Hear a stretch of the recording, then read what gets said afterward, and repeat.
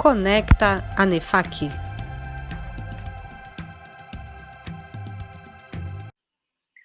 Bem-vindos ao Conecta ANEFAC, uma iniciativa que visa auxiliar a retomada da economia e dos negócios. Eu sou Davi Calas, Head de Administração da ANEFAC, e no programa de hoje vamos conhecer um pouco mais sobre Fintechs e TechFins, com o nosso convidado Eduardo Nilbern, diretor da TOTUS TechFin. Eduardo, muito prazer, muito obrigado por aceitar nosso convite, é uma grande honra ter você no podcast. Prazer é meu, Davi, ouvintes. Eu que agradeço, uma honra estar aqui. É sempre um prazer bater um papo com vocês. Muito obrigado, prazer é nosso. Bom, para começar a conversa, conta uma coisa para a gente. O que é fintech, o que é techfin e qual a diferença entre esses dois conceitos, esses dois termos? Olha, é mais do que um trocadilho, tá, Davi? A gente tem aqui na TOTUS um DNA que vai manter e fortalecer de tecnologia e de dados. Tá? Então, a gente é uma empresa de tecnologia que resolve uma série de necessidades dos nossos clientes e a gente percebeu ao longo do tempo que serviços financeiros é uma necessidade muito latente, né? Muito forte. Então, o que a gente faz como TechFin é aplicar a nossa tecnologia e os nossos dados, né? Os dados dos clientes que trafegam nossos sistemas, para ajudar esse cliente a comprar, a pagar, a receber, vender, se financiar de uma maneira melhor. Ou seja, através da tecnologia. Não muda o DNA da TOTUS, nem vai mudar, muito pelo contrário, sempre seremos uma empresa de tecnologia. Em contrapartida, as fintechs do mercado são empresas do mercado financeiro, então focadas no mercado financeiro, que utilizam tecnologia para entregar suas experiências de uso. Então, uma é focada no mercado financeiro e usa tecnologia, outra é uma empresa de tecnologia que atende uma série de necessidades, uma delas a de serviços financeiros. Ah, perfeito. Agora sim, entendi. Eu preciso dizer que eu estava na dúvida, viu? Não. Sempre aparece essa dúvida, é normal. Como a gente brinca, né? Nesse caso, a ordem dos tratores afeta o viaduto, né? Então, afeta. Bom, dito isso, a gente tem visto, né, esse setor financeiro, que na realidade, no final das contas, né, vira sendo o setor fundo de vocês, é o cliente de vocês, né? É um setor que a gente tem visto aí uma transformação muito grande, né? E aí, com essa entrada, né, massiva de empresas de tecnologia, né, e alguns movimentos recentes aí que tem influenciado, né? Então, a entrada, né, dessas corretoras, né, a gente viu a própria XP, que foi comprada pelo Itaú, e aí as duas começaram a brigar, né, uma coisa que ninguém entendeu muito bem. Agora a gente vê o Pix, né? O que tem, na sua visão, né? Como é que o que tem acontecido nesse setor para que tanto movimento esteja acontecendo, né? E o quanto que, são duas perguntas em uma, tá? Perdão, Edu. São o que a questão da regulação tem feito, né? O papel da regulação nesse sentido. Olha, Davi, assim, esse mercado de fato está em ebulição. Tá? A gente está só no comecinho, é só a ponta do iceberg o que a gente está vendo. Tá? E o que tem promovido essa mudança? Né? Você tem três grandes vetores. Tá? O vetor regulatório, que é o que você tocou aí no final. Então, o Banco Central vem desde pelo menos 2010, lá na indústria de pagamentos, promovendo uma agenda pró-abertura, pró-competição, pró-transparência e empoderando cada vez mais o cliente.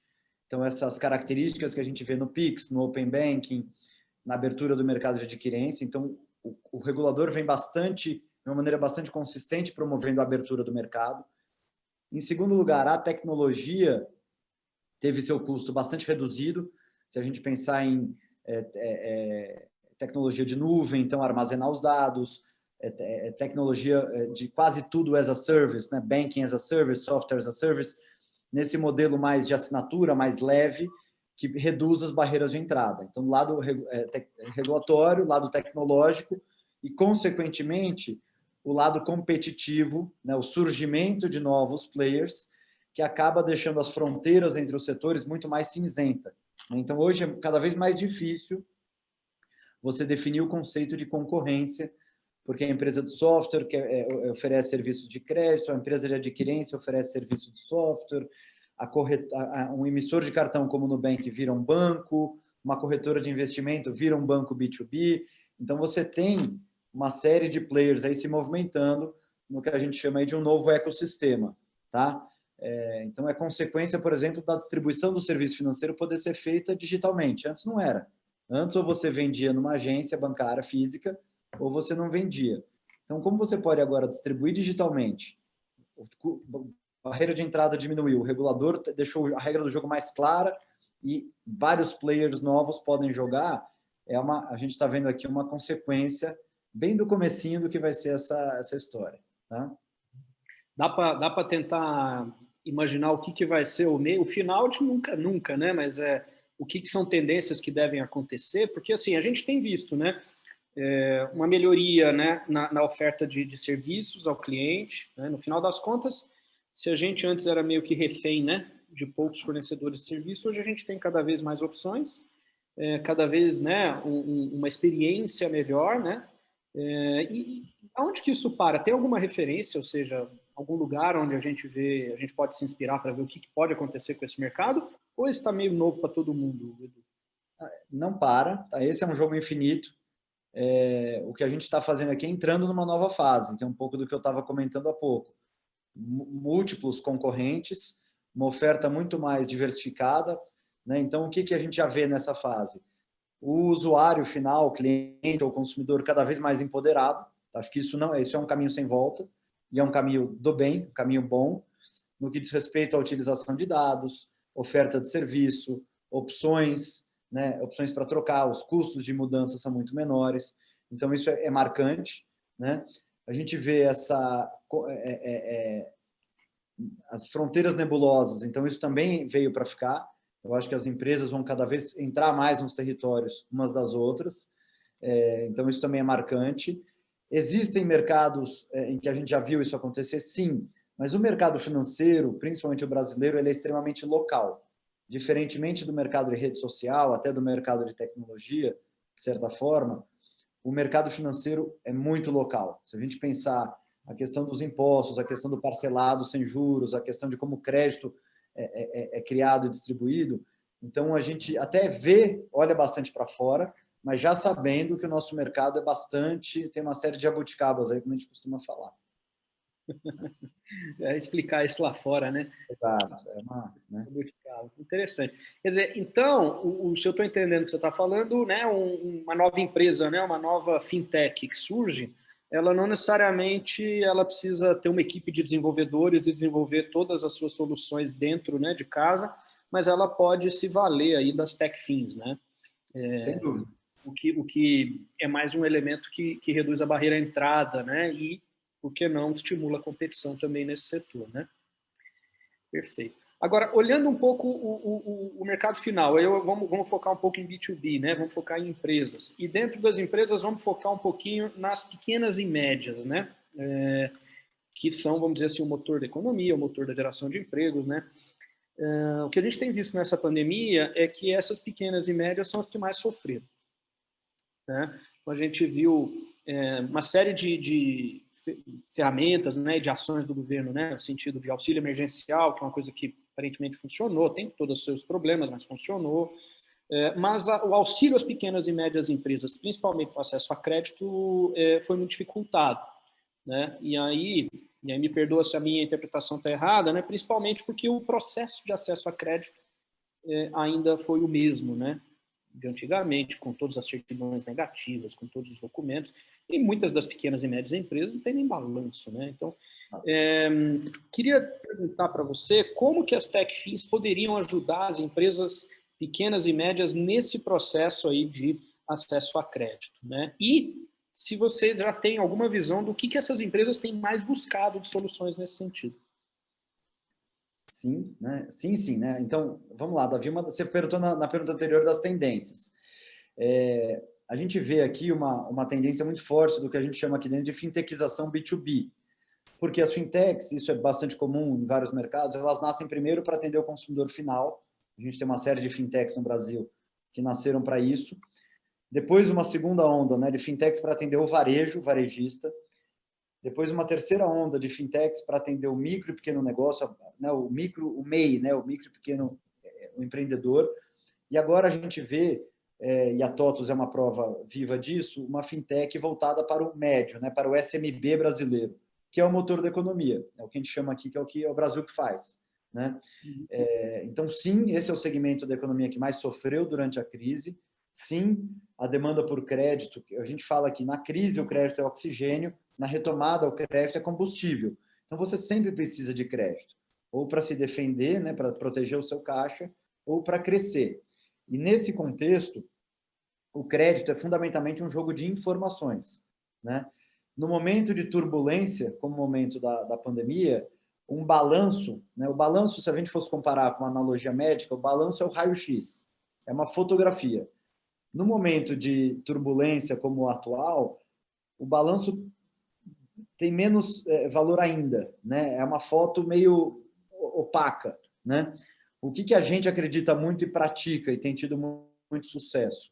Os dados do sistema, né, por ser uma empresa de software, de RP, que consolida todos os dados de gestão da empresa, se o balanço é o raio-x, o dado é o check-up. Tá? Então, a gente sabe diariamente, né, e sempre com o consentimento dos nossos clientes, como é que está o contas a pagar, como é que está o contas a receber, como é que está o estoque, como é que está a folha de pagamento. Então, a gente tem informações e sinais vitais desses clientes. E um dos clientes aqui que a gente atende, está bastante satisfeito com a gente, ele passou a produzir, durante a pandemia, ele passou a produzir máscaras. Né? Então, pega o balanço desse cliente de 6 meses atrás, quando ele não fazia máscaras, não produzia máscaras, e pega o contas a receber dele, que hoje que ele está com a produção, né, a 1.000.000%, fazendo máscaras para a pandemia, para proteger a gente. Na hora de dar crédito para essa empresa, qual informação tem mais valor? O balanço de 6 meses atrás ou contas a receber do mês passado? Ou o futuro, né?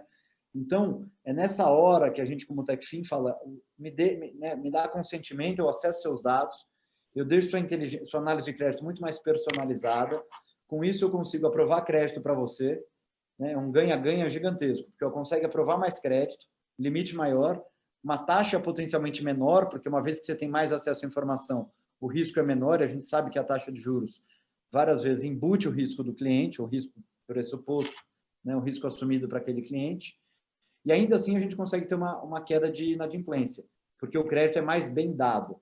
Né? Então, você fazer uma prescrição de um remédio para alguém olhando o check-up ou olhando só o raio-x. Tá? Essa é a analogia que a gente faz, é o poder dos dados e a nossa razão de ser aqui dentro. Né? Simplificar, baratear e ampliar o acesso desse cliente, no caso o cliente TOTUS, ao crédito. Tá? Entendi. Quer dizer, vocês usam a base de dados que vocês têm, né, dos clientes que já usam o RP de vocês, e vocês têm um ecossistema interessante, né, e bastante grande, para dar uma informação mais qualificada para o fornecedor de crédito. Exatamente. Isso numa visão de ecossistema, são 30 mil clientes, são quase 25% do PIB conosco aqui, pega bem esse coração do Brasil, desse Brasil que faz. Então, a gente pega essa grande massa, né? São 1,6 trilhões de faturamento na totalidade desses clientes, e a gente quer fazer essa roda girar melhor, ajudar, né? Nesse sentido. Muito bem. E com respeito à lei LGPD, quer dizer, presumo eu. Né? Exato. Todo esse processo que a gente está conversando aqui é feito com base no consentimento dado pelo cliente. E o que a gente desenvolveu aqui ao longo da crise, né? A gente faz analogia de uma tempestade aí na chuva, para quem está na estrada. Fica mais difícil dirigir o carro, né? Quando você está numa estrada com uma tempestade, que é a pandemia. Então, a gente, ciente disso, como empresa de tecnologia, a gente disponibilizou o painel financeiro para os clientes, que é como se fosse o cockpit do carro. Né? Então, é algo que a gente disponibilizou gratuitamente para o cliente durante a pandemia e que ele consegue consolidar os dados do RP ali para tomar uma decisão de crédito mais bem informada, mais embasada. Então, ali no cockpit que ele pode ver como está o freio, como é que está o combustível, como é que está a velocidade dele. E nessa linha, né, a gente disponibiliza o painel para ele saber como está o caixa dele. E aí, se ele perceber que o cliente perceber que o caixa vai ficar curto, descoberto, descasado, a gente oferece uma gama ampla de soluções aí para ou ele receber antes do cliente dele, ou ele pagar o fornecedor dele depois, ou seja, a gente vai dando informação e dando o oxigênio com todo o consentimento aí para uso dos dados. Tá? Muito interessante. Tem uma metáfora, né? Os ouvintes assíduos do ANEFAC já me ouviram fazer ela outras vezes, e nem é minha, né? É do Leandro Fonseca, que era o presidente da ANS, que ele fala, nós não estamos todos na mesma tempestade, no mesmo barco, estamos todos na mesma tempestade, né? E é o que está falando, e cada um agora sai do barco, né? Vai para o carro, né? Que foi a sua analogia, cada um no seu carro. Né? Exatamente. E aí, então, para a gente ir para a finalização, né? Então, eu estou entendendo, né, que a tecnologia, do jeito que você está falando, né, e esse tratamento de dados permite aí, né, uma experiência muito interessante para as empresas nesse mercado. Né? Queria te fazer uma última pergunta para a gente encerrar. Que são outras tendências aí que vocês têm visto aí no mercado de soluções de crédito, de pagamentos e de serviços que valem a pena o pequeno e médio empresário, né, ou quem está estudando esse setor ficar atento? Perfeito. A gente vai assistir cada vez mais a um uso mais intensivo e mais inteligente dos dados dentro desse arcabouço regulatório aqui com permissão, porque os players e os clientes vão perceber que essa utilização dos dados para análise de crédito permite esse ganha-ganha para quem empresta, para quem precisa do crédito e para quem, como a gente, facilita esse acesso. Tá? A gente também vê, inclusive com a TOTVS Techfin como motor disso, o crédito, né, as fintechs levando soluções para segmentos novos, agronegócio, saúde, educação, segmentos gigantescos em que o Brasil tem uma série ou de diferenciais como agronegócio ou de carências. Então a gente vai ver uma diversificação da oferta de crédito nesses setores-chave da economia. Tá? A gente já, como eu comentei, está assistindo a fintechização B2B e a gente vai ver, sobretudo, uma experiência mais fluida, uma experiência melhor de contratação. Então, a outra analogia que eu faço é que antes do Internet Banking, do Mobile Banking, a única opção para pagar uma conta era ir até uma agência, no horário de funcionamento da agência, com fila, com chuva, com o que tivesse ali. E muitas empresas ainda tomam crédito, não exatamente dessa forma, mas de uma maneira bastante analógica.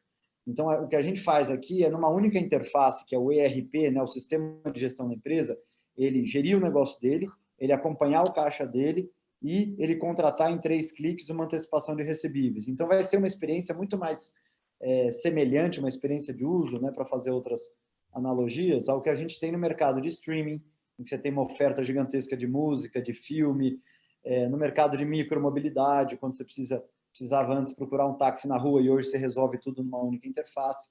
Então, a gente quer e a gente está levando para o cliente TOTVS, para esses mais de 30 mil SMBs, uma experiência em que tudo se resolve numa única tela, num único ambiente.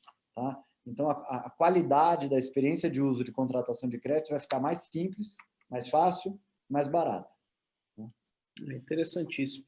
Em algum momento vocês vão abrir isso para clientes que não sejam os clientes do RP de vocês ou é muito complexa essa operação?